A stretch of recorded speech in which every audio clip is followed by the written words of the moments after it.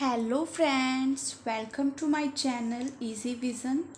आज हम सेल के बारे में पढ़ेंगे। बेसिकली सेल की स्ट्रक्चर्स और उसके फंक्शंस के बारे में आज हम पढ़ेंगे।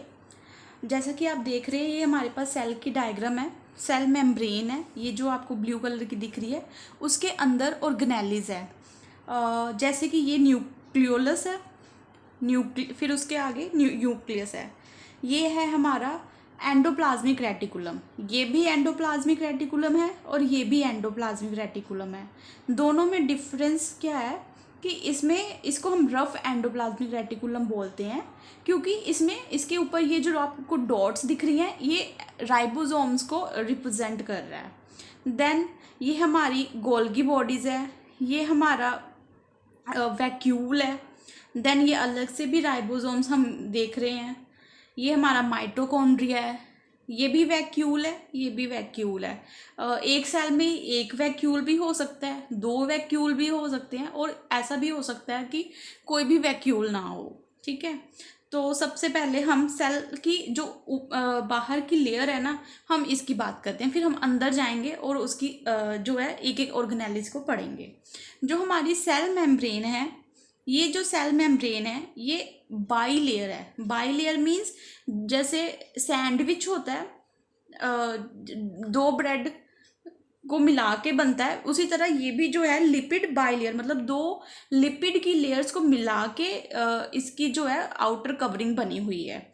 ये सेमी परमिएबल होती है। किसी चीज़ सेमी परमिएबल का मतलब होता है कि कुछ सब्सटेंसेस को, कुछ चीज़ों को वो अपने अंदर आने देती है और कुछ चीज़ों को वो अंदर आने नहीं देती। For example ions, sodium ion को आने देगी, कैल्शियम को नहीं आने देगी, पोटाशियम को नहीं आने देगी, या मे बी कैल्शियम को आने दे, सोडियम को ना आने दे।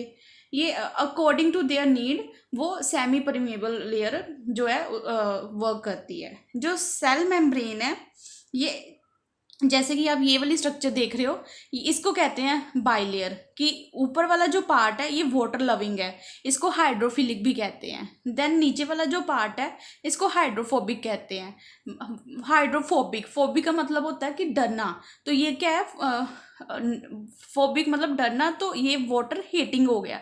ये जो आपको ये ऐसे टेल्स की दिख रही है ना, ये टेल वाला पार्ट है, मतलब ऊपर और नीचे वाटर लविंग हो गया और बीच में जो है एक वाटर हीटिंग कंपोनेंट आ गया। एक तरीके का सैंडविच बन गया ना, इसीलिए हम इसको फोस्फोलिपिड बाइलेयर भी कहते हैं। ये क्या करती है, नॉन पोलर मॉलिक्यूल, जो स्मॉल नॉन पोलर मॉलिक्यूल्स है वो उसको इजीली पास करवा देती है। जैसे ऑक्सीजन हो गया, नाइट्रोजन हो गया, कार्बन डाइऑक्साइड हो गया, और भी अलग अलग मॉलिक्यूल्स। ठीक है, और उसके बाद ये हमें दिख रहा है एंडोप्लाज्मिक रेटिकुलम। जैसे ये ER से मैंने रिप्रेजेंट किया है, इसको बोलते हैं एंडोप्लाज्मिक रेटिकुलम। अब मैंने यहाँ पे लिखा है रफ एंडोप्लाज्मिक रेटिकुलम। रफ क्यों लिखा है, क्योंकि इसके ऊपर आपको डॉट्स दिख रही है ना, ये डॉट्स का मतलब होता है कि ये एंडोप्लाज्मिक रेटिकुलम के ऊपर राइबोसोम्स पड़े हुए हैं, तो इसलिए हम इसको रफ एंडोप्लाज्मिक रेटिकुलम्स बोलते हैं। जो रफ एंडोप्लाज्मिक रेटिकुलम्स होते हैं, ये क्या करते हैं, प्रोटीन की सिंथेसिस में हेल्प करते हैं। यहाँ देखो, प्रोटीन को सिंथेसाइज करेंगे, उसको क्या करेंगे, सॉर्टिंग करेंगे एंड फोल्डिंग करेंगे। फोल्डिंग का क्या मतलब होता है कि जो प्रोटीन की एक लंबी सी लेयर हमें मिल जाती है। देन फोल्डिंग में क्या होगा कि उसको एक 3D स्ट्रक्चर में बनाना है हमने प्रोटीन को, तो वो क्या करेगा, रफ एंडोप्लाज्मिक रेटिकुलम करेगा। पहले उसने क्या करना है, सिंथेसाइज किया, देन उसको एक लाइन में सॉर्टिंग की कि ये वाला कंपोनेंट यहाँ लगेगा, ये यहाँ जाके बाइंड होगा, फिर एक लंबी सी चेन बन जाती है। आफ्टर डैट वो उस चेन को 3D स्ट्रक्चर में कन्वर्ट कर देता है। देन ये हमारा है स्मूथ एंडोप्लाज्मिक रेटिकुलम। देखो, दोनों की स्ट्रक्चर सेम है, बट इसके ऊपर डॉट्स नहीं दिख रहे आपको। डॉट्स नहीं दिख रहे आपको, इट मीन्स इसके ऊपर राइबोसोम्स नहीं बैठा है। तो जो स्मूथ एंडोप्लाज्मिक रेटिकुलम है, ये बेसिकली स्टीरॉयड हार्मोन्स या लिपिड्स को सिंथेसाइज करता है। जो रफ एंडोप्लाज्मिक रेटिकुलम है वो प्रोटीन को करेगा, जो स्मूथ है वो स्टीरॉयडल हार्मोन्स को करेगा। ठीक है, जो राइबोसोम्स है वो अलग से भी पड़े होते हैं।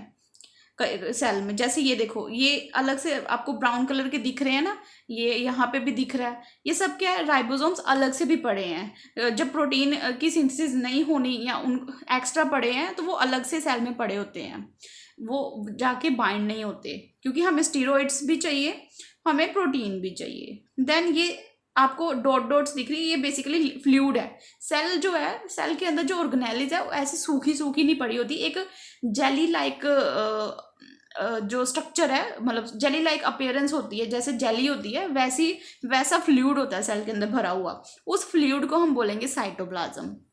साइटोप्लाज्म में बेसिकली ग्लाइकोलाइसिस होती है। लाइसिस का मतलब होता है ब्रेक डाउन, ग्लाइको मतलब ग्लूकोज।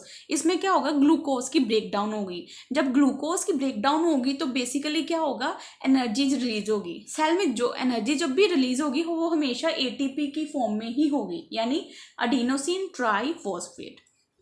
किसकी फॉर्म में होगी, एटीपी। एटीपी की फुल फॉर्म होगी एडिनोसिन ट्राइफॉस्फेट। देन ये हमारा है लाइजोसोम। लाइजोसोम को बेसिकली सुसाइडल बैग भी बोलते हैं। जब भी सेल जो है ऐसी कंडीशन हो जाती है कि लगता है कि अब सेल अगर मल्टीप्लाई या कोई बैक्टीरिया जो है अगर इस पे अटैक कर दे, या ये ओल्ड एज हो जाए, इसकी शेल्फ लाइफ खत्म हो गई, तो क्या होता है, ये लाइजोसोम क्या करेगा, इस पूरे सेल को श्रिंक कर देगा या फिर एनगल्फमेंट कर देगा। इसीलिए इसको क्या करेंगे, इसको बोलते हैं suicidal bag of the cell. मतलब ये क्या करेगा, इस सेल को सुसाइड करवा देगा। ठीक है, इसमें बेसिकली हाइड्रोइलेक्ट्रिक एंजाइम्स होते हैं और एसिड फोस्फोसेट एंजाइम्स होते हैं। ये क्या करते हैं, फोस्फेट को मेटाबोलाइज करने में भी हेल्प करते हैं। ठीक है, देन ये हमारी गोल्गी बॉडीज हैं। मैंने यहाँ पे बोला था प्रोटीन सिंथेसाइज होगा एंड सॉर्ट होने के बाद वो क्या बनेगा, एक 3D स्ट्रक्चर बन जाएगा। अब प्रोटीन तो बन गया, अब प्रोटीन यहाँ पे हमें नहीं ज़रूरत है, हमें तो पूरी बॉडी में प्रोटीन चाहिए ना, तो वो ट्रैवल कैसे करेगा, वो इसके थ्रू करेगा। गोल्गी बॉडी क्या करेगी, उस प्रोटीन को ट्रैवल करवाएगी। ठीक है, देन ये है हमारा माइटोकॉन्ड्रिया जो है, इसको power house of the cell भी कहते हैं। क्यों, क्योंकि बेसिकली इसमें mRNA होता है जिसको हम मैसेंजर RNA भी बोलते हैं। ये क्या करेगा, जो भी इसमें एनर्जी है एटीपी में कन्वर्ट हो जाएगी, और इसके पास अपना DNA भी होता है, जो कि हमें नहीं पता होता। जो हमारा माइटोकॉन्ड्रिया होता है वो इसलिए भी इम्पोर्टेंट होता है क्योंकि इसके पास अपना DNA होता है। ठीक है, उसके बाद ये है हमारा वैक्यूल जो है एनिमल सेल में प्रेजेंट हो भी सकता है और नहीं भी हो सकता। बेसिकली वैक्यूल जो है वो प्लांट्स में होता है। जो प्लांट में वैक्यूल होता है वो काफ़ी एनलार्ज भी होता है। बेसिकली ये किस वर्क के लिए यूज़ होता है, जो भी बेसिकली घर में अगर हमारे खाली स्पेस पड़ी है, हम एक स्टोर रूम बनाते हैं ना घर में, वो हम क्यों बनाते हैं, ताकि जो भी एक्स्ट्रा सामान है जो हमें नहीं चाहिए या डेली हम उसको नहीं यूज़ करते, हम क्या करते हैं, उसको स्टोर रूम में फेंक देते हैं और फिर हम भूल जाते हैं, है ना। तो इसका भी यही काम है, ये एक खाली स्पेस पड़ी हुई है, क्या करें, ये पूरे सेल में इतना कुछ हो रहा है, इतनी रिएक्शंस हो रही हैं, कुछ तो वेस्ट निकल रहा होगा। मैंने यहाँ पे बोला एनर्जी रिलीज हो रही है, यहाँ पे मैंने बोला प्रोटीन बन रहा है, मैंने यहाँ पे बोला स्टीरॉइड्स बन रहे हैं, तो इतना कुछ बन रहा है तो कुछ तो वो वेस्ट निकल रहा होगा। जैसे किचन में भी अगर हम कुछ बनाते हैं, अगर हम एक मैगी भी बनाते हैं तो मैगी बनाने के बाद उसका कुछ वेस्ट तो निकलता है ना, उसका जिसमें वो मैगी पड़ी हुई है, उसका पैकेट जिसमें उसका मसाला होता है, वो क्या है, वेस्ट है। उसको हम यूज़ तो नहीं करते, उसको हम क्या करते हैं, डस्टबिन में डाल देते हैं। ये वैक्यूल क्या है, इसका डस्टबिन है, जो भी चीज़ें इसको नहीं चाहिए वो इसमें डाल देगा। ठीक है, ये इसकी एम्प्टी स्पेस है। देन उसके बाद ये है हमारा न्यूक्लियस, जो कि सबसे ज़्यादा इम्पोर्टेंट है। इसमें क्या करना है, अगर न्यूक्लियस नहीं होगा ना सेल में, सेल डेड है। ये न्यूक्लियस ही है जो क्या करता है, पूरे सेल को कंट्रोल करता है। न्यूक्लियस के अंदर भी ये जो आपको ब्राउन कलर का दिख रहा है ना, इसको हम बोलेंगे न्यूक्लियोलस। ठीक है, ये जो आपको ये थ्रेड लाइक स्ट्रक्चर्स दिख रही है, ये क्या है, हमारा क्रोमैटिडिन। अगर हम इसको थोड़ा सा एनलार्ज करें, 3D अपीयरेंस लेने की कोशिश करें, तो ये कैसा दिखता है, तो अगर हम इसको एनलार्ज कर देंगे न्यूक्लियस को तो कुछ ऐसा दिखेगा, जिसमें क्या है, ये जो आपको दिख रहा है ये एक 3D स्ट्रक्चर है, ये इसमें होल है। जब भी इसमें से जो है क्रोमोसोम्स, जेनेटिक मटेरियल्स बेसिकली आप कह लो, जेनेटिक मटेरियल इसमें से यूज होके जब वो बाहर पूरे सेल में जाना है तो वो इस होल्स के थ्रू जाएगा। ये बेसिकली इसका एक कवर है।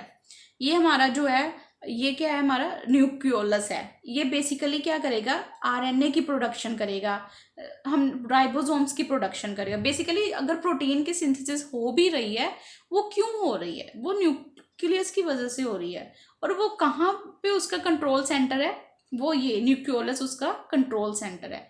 इसके जो फंक्शंस हैं वो इंपॉर्टेंट है, तो इसके लिए मैंने इसको अलग से नोटेट किया है। क्या क्या इसके फंक्शन है, बेसिकली ये, इसमें मैंने बोला कि ये जेनेटिक मटेरियल है, मतलब इसके अंदर जेनेटिक मटेरियल है, तो ये डीएनए को स्टोर कर रहा है। बेसिकली ये स्फेरिकल इन शेप होता है, कोई और शेप भी हो सकती है पर जनरली स्फेरिकल इन शेप ही होता है।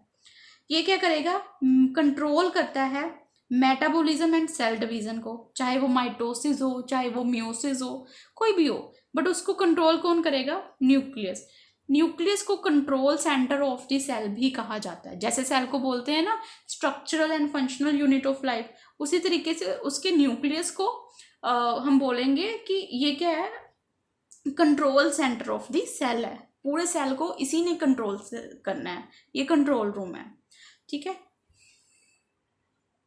एक चीज़ हमने और याद रखनी है कि कौन सी, इसमें हमने काफ़ी सारी ऑर्गेनेलिस पढ़ी हैं, जैसे रफ एंडोप्लाज्मिक रेटिकुलम पढ़ा है, स्मूथ एंडोप्लाज्मिक रेटिकुलम पढ़ा है, राइबोसोम्स पढ़े हैं।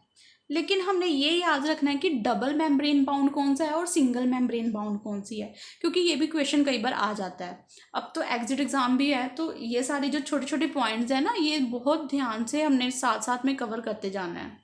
जैसे कि सेल मेम्ब्रेन तो हमें पता है, ये फॉस्फोलिपिड, इसको हम डबल मेम्ब्रेन बाउंड तो नहीं बोलेंगे, बट इतना याद रख लेना कि हाँ डबल लेयर है, बाई लेयर है, ये सिंगल लेयर नहीं होती है। ठीक है, फिर उसके बाद हमारा न्यूक्लियस, क्योंकि हमने बोला न्यूक्लियस के अंदर न्यूक्लियोलस है, ये डबल लेयर दिख रही है ना, मतलब ये क्या है, डबल लेयर है न्यूक्लियस। देन माइटोकॉन्ड्रिया, ये भी डबल लेयर है।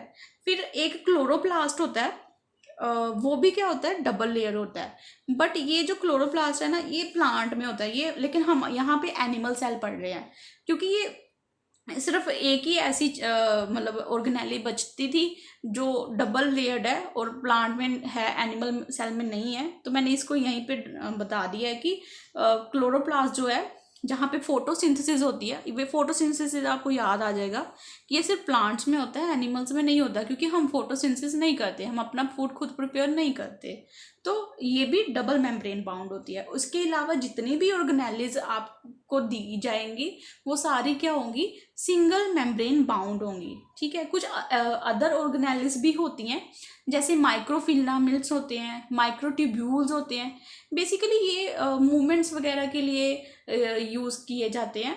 जो मतलब मेन जो ऑर्गेनेलिज है, ये मेम्ब्रेन डबल बाउंड और सिंगल बाउंड ही होती हैं, वो हमने कवर कर ली हुई हैं।